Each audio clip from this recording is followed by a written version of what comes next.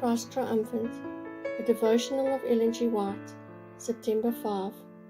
My house shall be called a house of prayer. Matthew 21 verse 12.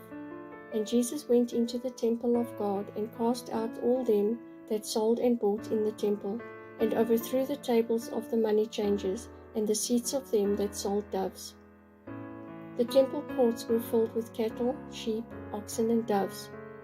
Above the noise of the lowing cattle, the bleating of the sheep, and the cooing of the doves could be heard the voice of the traffickers as they offered for sale their animals and birds at the highest rates to those who had come to the Passover to offer sacrifice.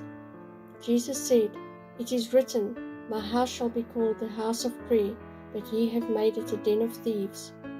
This act on the part of Christ was deeply significant, more significant than any of the beholders realized. When the priests and Pharisees had recovered from the terror that had taken possession of their guilty souls at the words of Christ, they returned to the temple.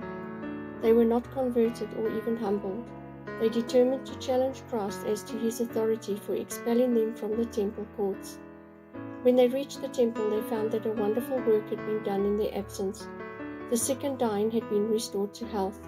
They were astonished, but they would not yield their stubborn unbelief. They had already determined to put Christ to death, and Lazarus also, who had been raised from the dead. They knew that the people would still believe in Christ as long as there lived among them one who had been raised from the dead by his power. The evidence Christ had given was calculated to convince every sincere mind, but it was not evidence that these people wanted. It was the rejection and condemnation of Christ by the people for which they were seeking. Every additional evidence given only increased their aversion to Christ. To have Christ in the world, performing his wonderful works, to have him live before the people, his life of goodness and self-denial and self-sacrifice, to have him exercise for others the tender compassion that had long since departed from their lives, was the very thing they did not want. Christ was fulfilling the commission given him of his Father. The Spirit of the Lord is upon me, because the Lord hath anointed me to preach good tidings unto the meek.